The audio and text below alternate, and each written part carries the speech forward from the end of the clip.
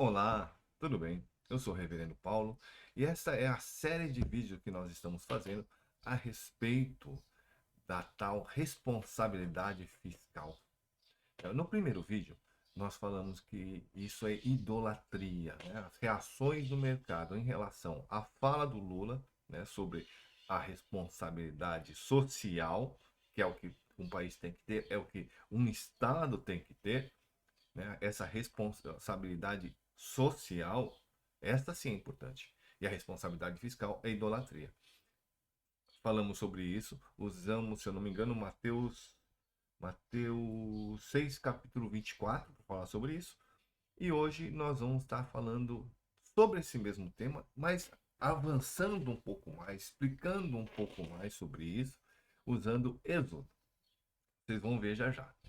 É, Antes de mais nada, quero pedir, se você não assistiu ainda o vídeo anterior, o áudio está um pouco baixo, então você aumenta o volume, né? Eu vou colocar aqui em algum lugar, vai estar vai estar aqui o link para você poder assistir o anterior, né?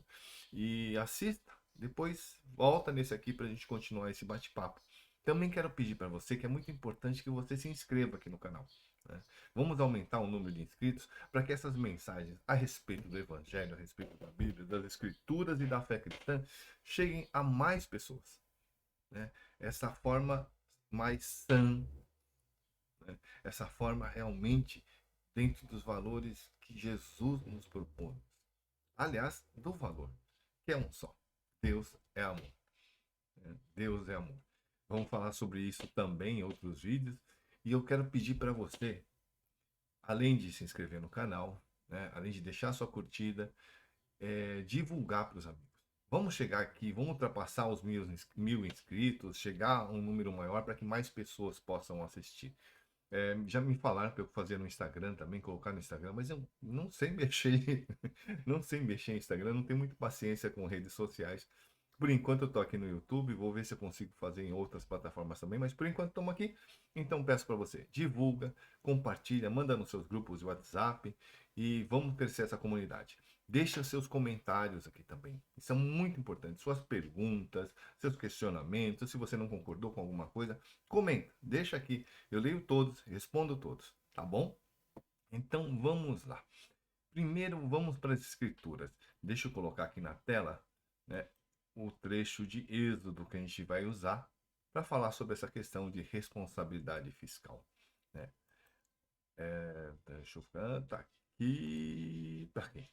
Pronto. Eu não vou conseguir ler nessa telinha aí. Eu vou ter que abrir uma outra tela para poder ler isso aqui. É... Só um minutinho. Não é ao vivo, é gravado, mas eu não edito, né? Não tenho muito tempo, não tenho muita paciência para ficar editando, é, editando esses vídeos. Então eu vou usar aqui uma outra tela para poder ler. Então acompanha comigo aqui. Deixa eu ficar um pouquinho mais para o lado também. Pronto, acho que assim é melhor, né? Então vamos lá. O povo viu que Moisés tardava em descer da montanha.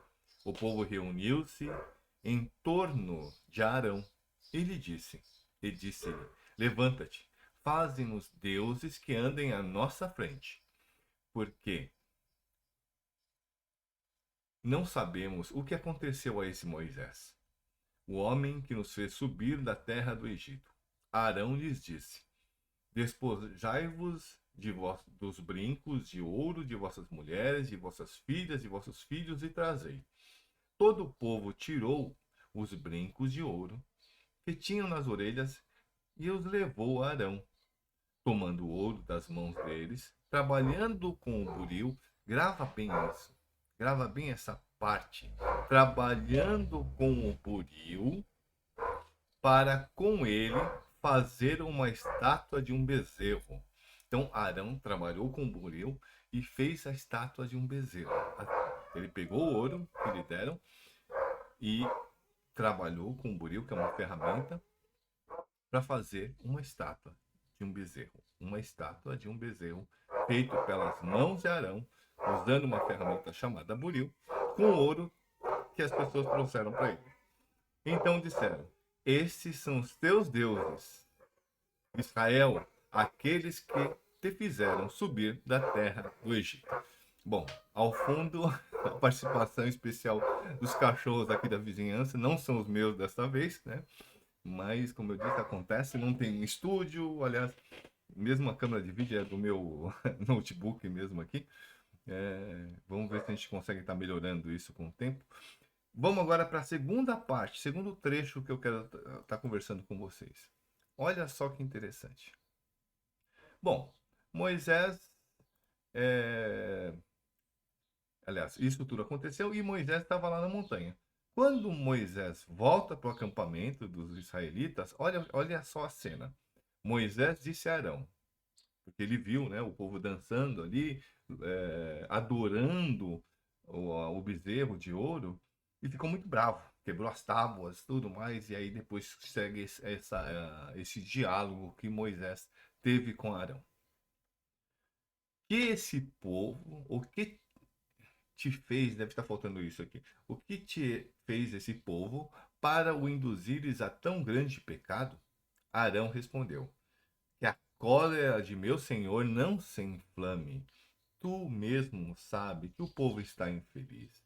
Disseram-me, faze-nos deuses que andem à nossa frente, porque esse Moisés, o homem que nos fez subir da terra do Egito, não sabemos o que lhe aconteceu. Então perguntei, quem tem ouro? Tirando de suas orelhas, deram para mim. Joguei no fogo e saiu esse bezerro de ouro. Olha que interessante. No primeiro trecho, nós vemos que ele pegou o ouro, de fato, né? Deram ouro a ele. Ele pegou esse ouro e trabalhou com o buril. Só que agora, quando ele vai contar para Moisés o que aconteceu, ele jogou o ouro no fogo e saiu esse bezerro. Num passe de mágica, num milagre, saiu o bezerro de ouro. Logo, um Deus. A origem do bezerro não foi o trabalho de Arão, o trabalho humano, mas simplesmente do fogo saiu o bezerro de ouro. E aí, o que isso tem a ver com responsabilidade fiscal? Você vai me perguntar. Tudo, tudo. Quando se fala em responsabilidade fiscal, o que é que está querendo dizer isso? Tá? Você pode me escutar sobre isso, que eu vou estar falando para você usando as escrituras, usando uma teologia para isso, mas você também pode escutar, e aconselho que ouça, a Ju Furno, o Eduardo Moreira e outras pessoas que vão falar isso da mesma forma, só que tecnicamente, digamos assim. Não que não tenha alguma base para falar isso, eu também tenho um pezinho em economia, né? Eu estudei economia na década de 80, fui operador de pregão na Bolsa de Valores também, era a Bovespa, antiga Bovespa, né? Agora a B3, também BMF, fui agente autônomo de investimento, ou seja, tive muito ativo aí nesse meio pecaminoso. Vocês vão entender o que eu estou dizendo. Mas vamos lá. O que se diz é o seguinte, que o governo não pode gastar mais do que arrecada. Isso é verdade? Normalmente, as pessoas quando eu converso a esse respeito, dizem que sim, que é óbvio que o governo não pode gastar mais do que arrecada. E eu vou dizer para vocês, não, é o contrário. Mas para entender isso, primeiro a gente precisa compreender da onde vem o dinheiro. Porque o dinheiro parece uma entidade, algo mágico. Qual é a origem? Da onde? Como ele é criado? Né? Da onde sai o dinheiro? O dinheiro no caso do real, por exemplo, que é uma moeda soberana, ou seja, o Brasil tem uma moeda soberana. Quem emite a moeda é o Estado brasileiro. Quanto ele emite? Ele emite. Seria mais ou menos assim. Como se você tivesse, tá, uma máquina de fazer dinheiro na sua casa. Você pode fazer dinheiro infinitamente, não é? Você não precisa se preocupar com nada, você fabrica dinheiro. E literalmente é isso que o Estado faz. Existem alguns complicadores? Existem, nós vamos falar sobre isso aqui. Mas é isto, quem faz dinheiro é o Estado. Logo, o Estado não quebra. Então, não existe essa questão de que o governo precisa ter responsabilidade fiscal, porque senão o Estado quebra. Não, o Estado não quebra. Isso é impossível. O Estado não quebra em moeda soberana. É impossível. Muito bem. Vamos então falar sobre a arrecadação de impostos. Se você. Aliás, antes, desculpa. O que é, qual é o calço, qual é assim, o que é feito para garantir essa moeda? Qual é a base para se emitir essa moeda? Qual é a garantia dessa moeda? Cada real em circulação é um real de dívida do Estado. Então, o Estado emite dívida, por exemplo, 10 milhões de dívida, e esses 10 milhões de dívida do Estado são transformados em moeda. Quanto que o Estado paga sobre essa dívida, que é a moeda corrente? De juros, zero. Não paga nada de imposto. Nada, nada, nada, nada, nada, nem um tostão, porque ele está emitindo moeda. Quando o Estado recolhe imposto, na prática, ele está destruindo moeda. Destruindo moeda. Seria assim, você emitiu uma promissória. Quando você resgata essa promissória, o que você faz com ela? Você rasga, não é? Você rasga essa promissória. Então, na prática, isso acontece. Quando o governo recolhe imposto, ele está destruindo moeda para poder emitir novamente. Certo? Muito bem. E o que acontece com essa moeda emitida pelo Estado? Qual é a circulação que ela tem que ter? Isso eu estou falando ainda dentro de capitalismo. Né? Se nós estamos falando sobre socialismo, sobre outras formas de sociabilidade, aí é uma outra conversa, mas ainda dentro do capitalismo. Dentro do capitalismo, a moeda tem origem no Estado.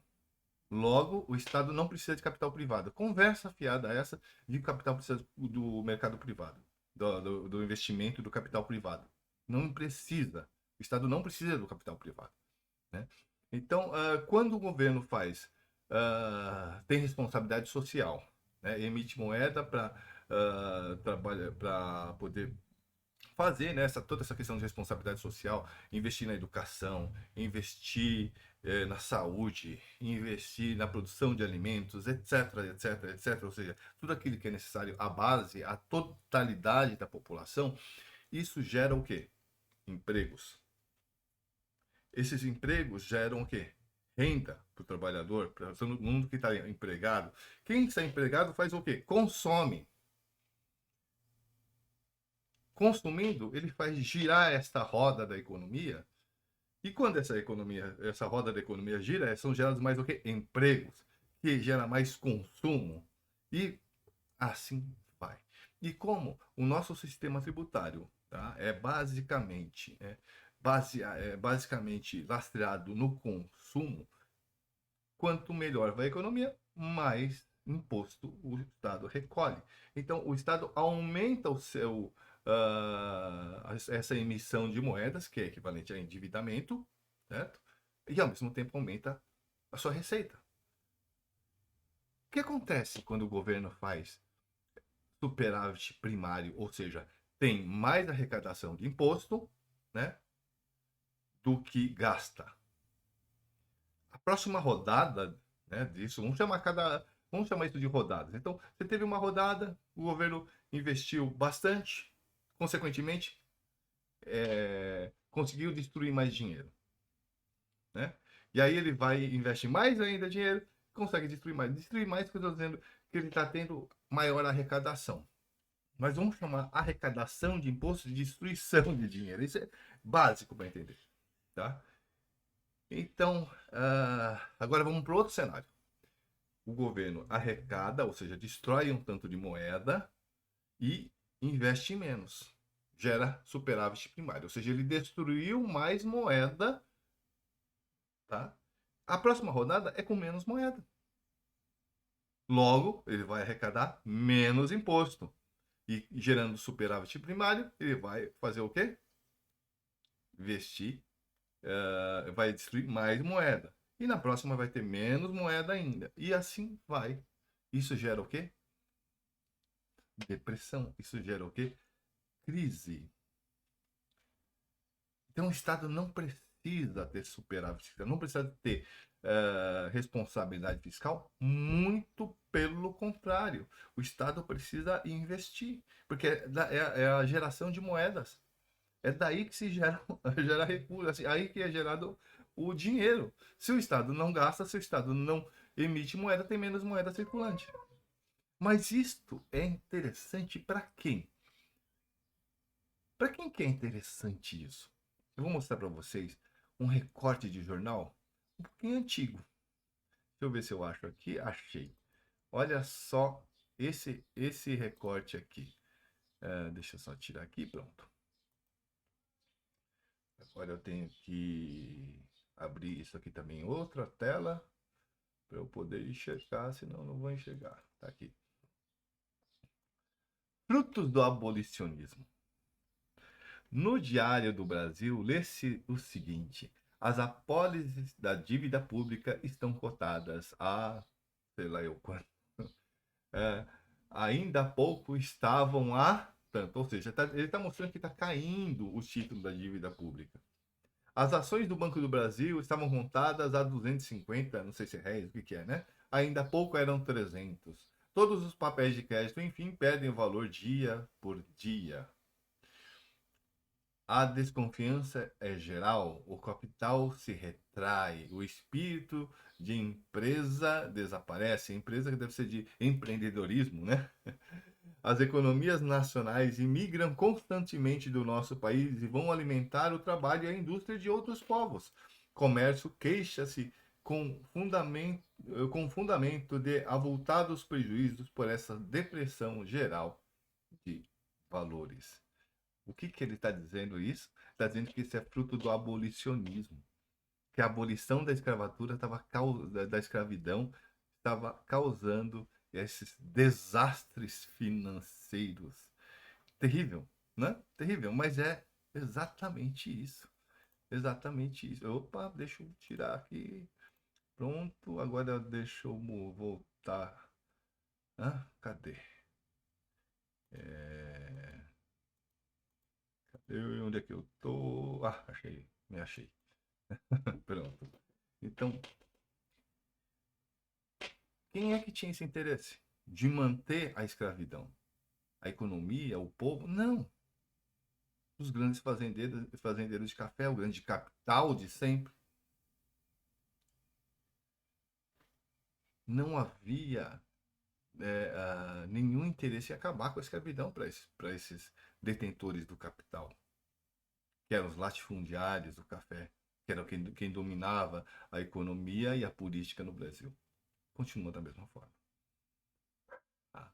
Então é muito importante. No próximo vídeo, eu vou falar com vocês a respeito de qual é o interesse, como funciona esse interesse, de como isso é pecado, de como isso é pecado e de como nós podemos nos livrar disso e fazer a revolução realmente, fazer uma revolução no Brasil, uma revolução que é importante para mim e para você e para cada brasileiro e também para o mundo. Vamos falar sobre isso também em outros vídeos. Mas peço para você novamente, faz o seu comentário, compartilha, divulgue, para que mais pessoas possam vir participar desses bate-papos e aí essas ideias possam crescer cada vez mais. Seus comentários, as suas perguntas são essenciais para que eu possa estar burilando, trabalhando melhor os próximos vídeos. Quero que seja realmente um diálogo entre nós. Mas espero que você tenha entendido hoje a relação entre o bezerro de ouro e o capital. Ambos, tá, são tidos como deuses. Quando a gente fala da importância, quando o mercado fala, quando essas pessoas falam, o mercado quer dizer um bando de safados sem vergonha lá da Faria Lima. Safados sem vergonha mesmo. Não são inteligentes, não são nada, simplesmente têm muito dinheiro. São extremamente burros, tá?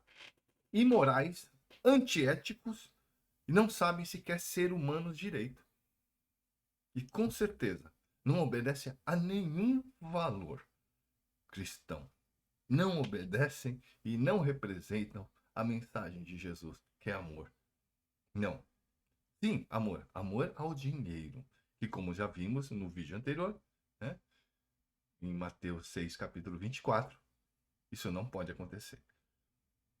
Mas entendamos, dinheiro, né, essa questão aí dessa responsabilidade fiscal e o bezerro de ouro é a mesma coisa. É quando nós transformamos o dinheiro em Deus, tá bom? Espero que você tenha gostado. Volta a pedir, se inscreva no canal, divulgue. Vamos chegar a um número grande de pessoas aqui para a gente continuar esse bate-papo. Que Deus abençoe.